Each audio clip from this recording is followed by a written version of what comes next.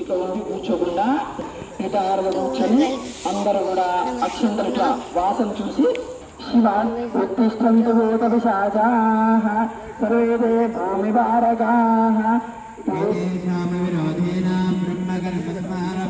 ప్రాణానాయమ్యా అని అందరూ కూడా కుడి చేతులను దగ్గర పెట్టుకొని గాలి పీలుస్తూ వదిలేస్తూ ప్రాణాయామం చేస్తూ ఉండాలి. ఓం భూః ఓం శివః ఓం జనః ఓం సత్యం ఓం ప్రచోదయాద్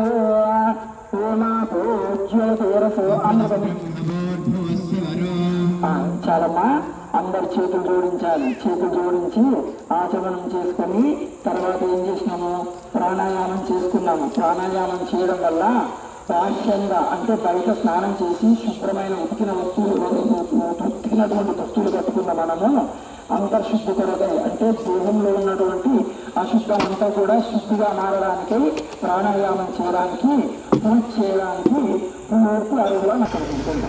అందరూ కూడా గట్టిగా శబ్దం చేయాలమ్మా. గట్టిగా చదువుతాను అందరూ.